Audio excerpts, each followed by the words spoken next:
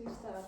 Okay, så i den her video, der skulle vi gøre rede for tillidsfunktion og fordelingsfunktion for normalfordeling, bestemmelse af sandsynligheder i normalfordeling, og så skal vi også give et eksempel på anvendelse af normalfordeling.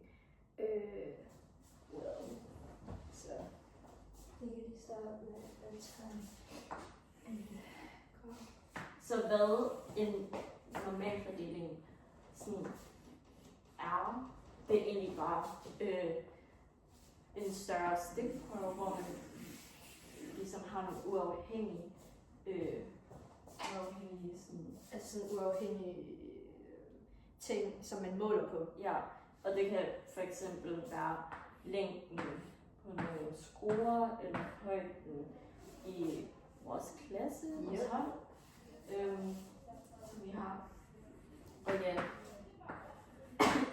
og som regel så plejer der at være færrest ved enderne, og så fleste af de der, og så flest i midten, som vi kan se på vores klokkeformede graffunktion.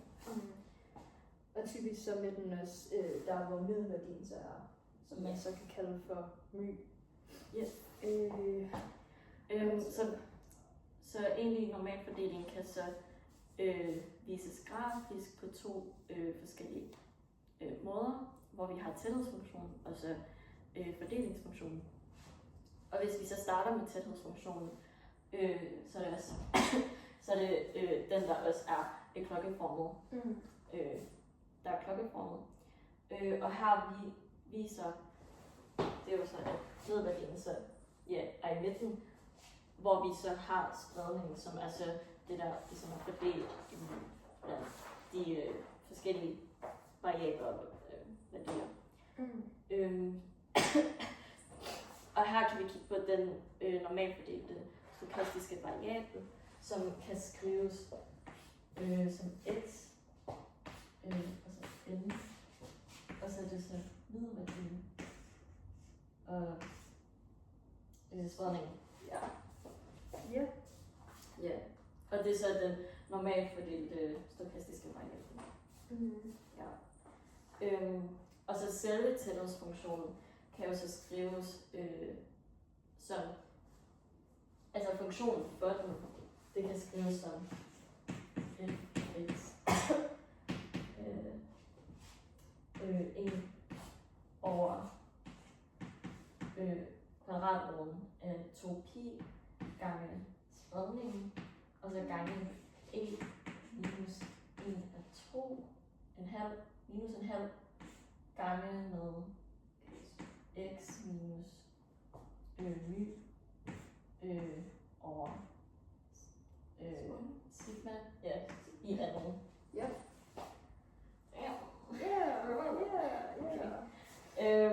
Ja, det er så selve funktionen for tæthedsfunktionen, og så generelt sådan det. Og hvis vi så kigger på tæthedsfunktionen, så kan man jo se, at den også har, at man også kan finde ud af sandsynligheden fra et interval til det andet. Ja. Og hvis vi så for eksempel bare vælger det her som A, og så det her som B, så har vi ligesom to intervaller her. Og det vil sige, at vi så kan finde sandsynligheden mellem de her to intervaller, hvis vi kigger på selve arealet fra det ene interval til det andet. Så det her interval, det her arealet af mellem de her to intervaller under tæthedsfunktionen, kan så få eller vise sandsynligheden mellem de her intervaller. Og det kan jo, og der kan vi jo bruge integration, hvor vi integrerer de her to med den bestemte integrale. Ja. Og det kan jo, kan man se. Ja, det kan vi gøre. Og det kan jo, og den bestemte integrale, det er jo fra intervallerne så a til b af vores funktion, vores tæthedsfunktion, så fx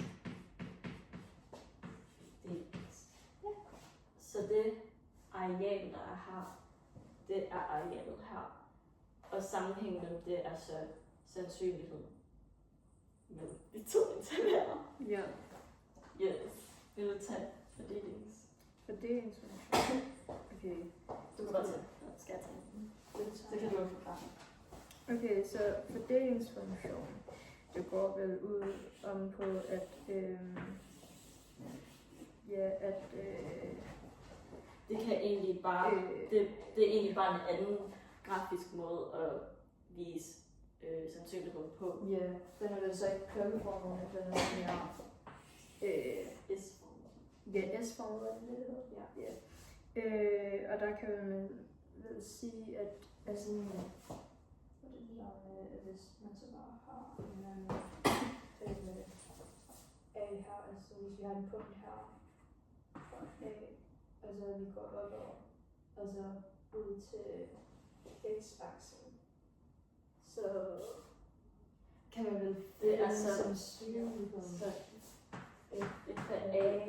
Og det er jo så, her kan vi ikke sådan specifikt sådan fra et interval til det andet, men her er det sådan, hvis vi ligesom fra A, så det viser sandsynligheden, den stokastiske variabel fra A og så derunder. Så det er så her og så derunder. Ja. Ja, skrev den op sådan. Og hvis man så vil finde A og så derover, så tager man stadig det her, altså ja, minuser man med det største. Så altså sådan, typisk så vil det her være vores 100%. Ja. Og arealet af den her, den vil altid være 1, altså 100%. Så ja. Ellers har vi. Okay. Så er det beviset. Er det beviset? Okay, skal vi trække det? Okay, så skal vi gå til beviset. Okay, så Det vil sætte den ud. ja. Okay, så beviset for standardnormalfordeling, og så, eller fra normalfordeling til standardnormalfordeling, så kan man jo godt sige, at der er det vigtigt, at my, vi skriver bare her, det er altid lige 0, mens, hvad var det ellers? Altså spredningen er altid Til lige med 1. Og det, altså her vil vi gerne bevise for, at selve, at alle normalfordelinger kan ligesom vises ved en standard normalfordeling. Ja. Så her bruger vi jo, så her har vi de to middelværdier og spredninger, som det meget gerne skulle være. Og så her, så er det, hvor at vi gerne vil bevise, at den den normalfordelende stokastiske variabel er det samme som vores store phi af x minus my over sigma spredningen. Ja, så er det Og så f, så det store f af x. altså parentes, right? Så er det store phi. Er det store phi? Store phi af x minus my over ja. Så det er egentlig det, vi vil bevise i det her bevis. Ja. Så her kan vi jo starte med selve funktionen for en fordelingsfunktion. Ja. Og det er jo, og det kan jo skrives ved f store f af x af 1 over 2 pi gange over den.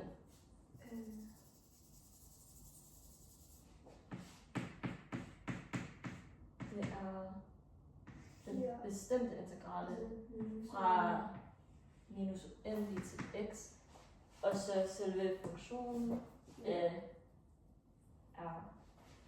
1 over kvadratroden af 2 pi gange sigma gange e minus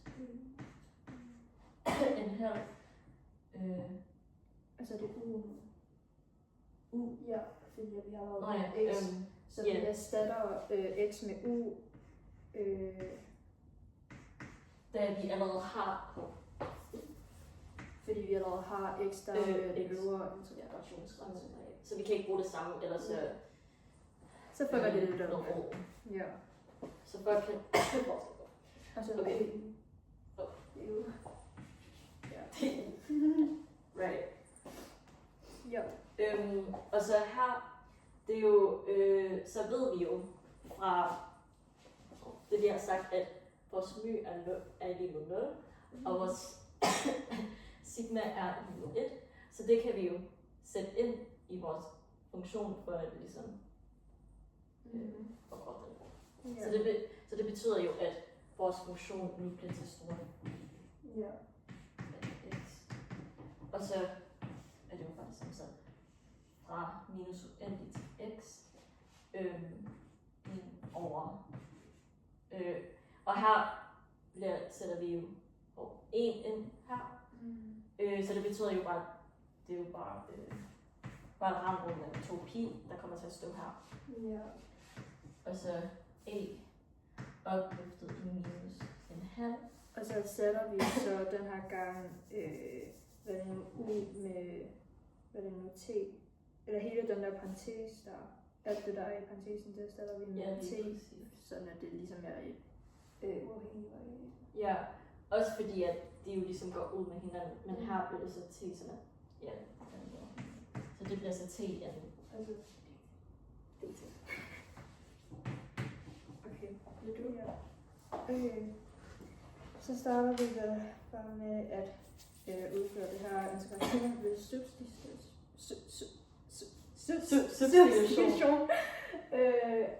Vel bare, hvad skal det? Men her indsætter vi først x minus my over spredningen først ind på x's plads.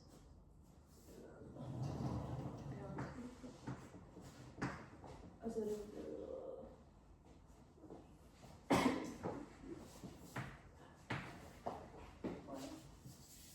vi skal lige sætte den, eller x minus x's plads, så hvis du bare skriver det her, og så indsætter det. Jeg tror hele det der. Du indsætter bare x. Okay. Wait. X minus my. X minus x minus my. Og så, ja. Og det sætter vi ind på x's plads i vores store fil. Så det er egentlig bare, så du skal bare skrive det her. Ja. Eller så er det bare så.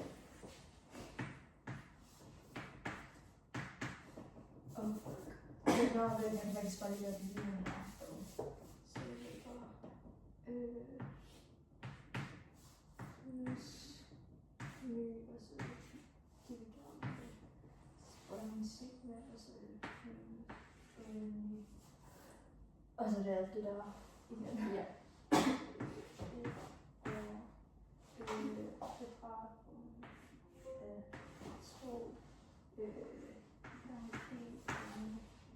Nå, der er jo ikke engang noget gang her. Så en gang i og så opløftet minus t. Det er det, vi har sagt, den her. Ja, t i anden. Ja. Og nu? Substitution. Skal jeg begynde med at skrive med? Hvad skal vi der? Hvad skal vi have? Jeg tror ikke, vi skal slette det lidt. Okay. Så starter vi bare med... Og så sådan helt derude, som vi også har plads. Okay. Okay. Helt herude? Ja. Okay. Okay, så... Kan man overhovedet se mig? Ja, Okay, så var det jo substitution til u minus my og sigma. Og så skal vi vel isolere u, så det bliver jo sådan noget, hvad var det? Så bliver det vel til noget sigma. Så så vi flytter egentlig sigma, hvad hedder det? Vi ganger sigma på begge sider, sådan at vi lige kan få fjernet brøken. Og så bliver det lige nu. Og så er det så u minus my. Og så for at isolere u, så plusser vi my på begge sider. Wait, så er det til, så er der vel kun u tilbage herovre. Og så herovre, så bliver det.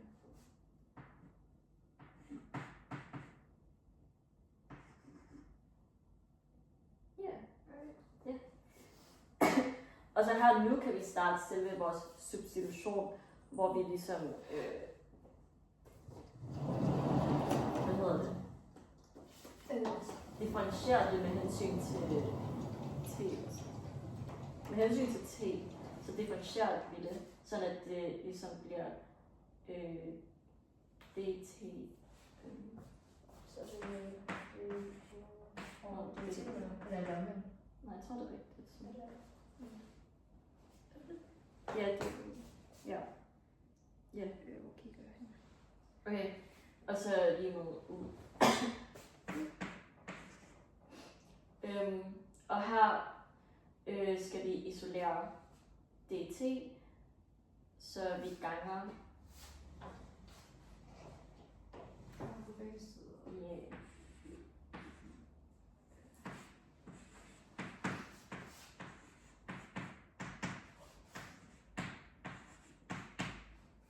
ja.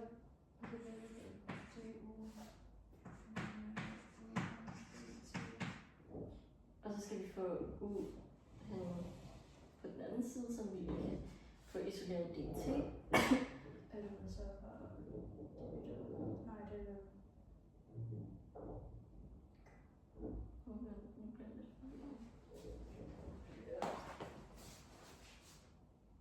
Ah, det er sigma, ups. No. Well, nu ændrer vi det bare lige til sigma. Upsis. It's okay. We all make mistakes. Det blev lige sådan, where is that? Okay, så skal vi få sigma hen på den anden side, så vi dividerer.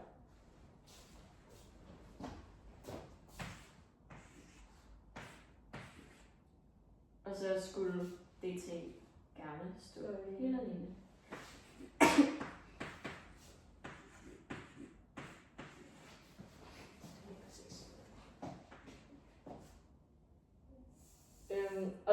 Og det kan egentlig bare skrives det samme som 1, og så gange dt. Nej, det er u,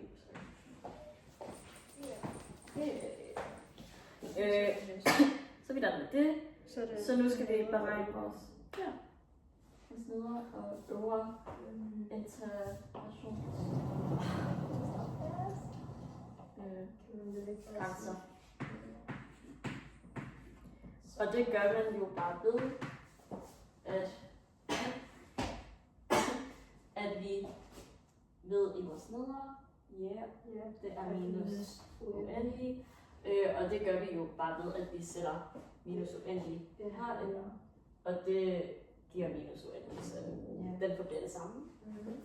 Og så det bliver også den øvre, det er så x sætter vi så også ind på den der funktion, og det giver også bare x. Så det er det samme. Så jeg ved ikke om det. Jeg tænker det. Så nu har vi de nye grænser, så dem kan vi jo bare sætte ind i vores funktion. I vores Fi-funktion, den der er lange en. Dem sætter vi bare ind, så det bliver Her med det. Ja. Okay. Så tager du vel bare det der. Okay. Så det er jo bare vel hele det her. Kan vi ikke bare sætte det her, fordi det er vi lidt over. Jeg kan også bare skrive det her. Kan du? Ja. Så skal jeg bare lige rykke det lidt.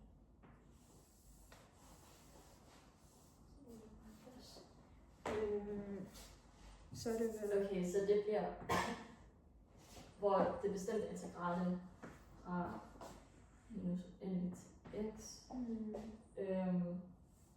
Det er basically bare hele den der store phi Ja, til x. så vi sætter det egentlig bare. Og så ganger man så konstanterne ind. Gange. Og så lægger man vel bare brøkerne sammen.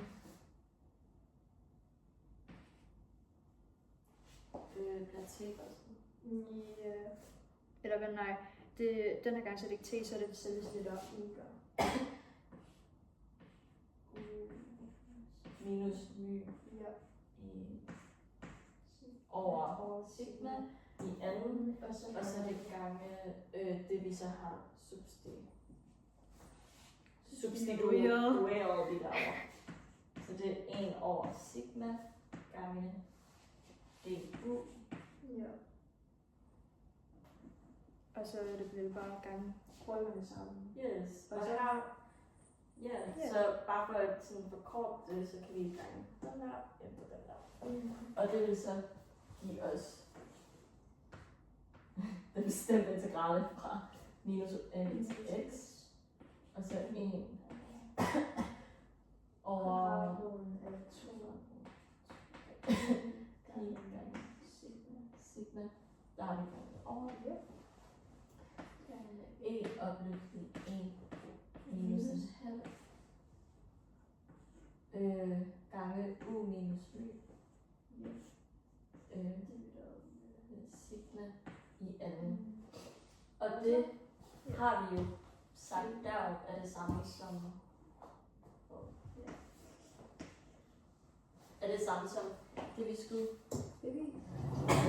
have bevist heroppe? Ja. Så hermed er det blevet bevist.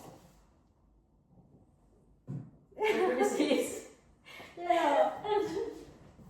Den normale fordeling af stokastiske variabler af my og Spredningen er stor fx, det er lige med stor phi stor phi af x minus my divideret med sigma. sigma. Ja, Den der, ja.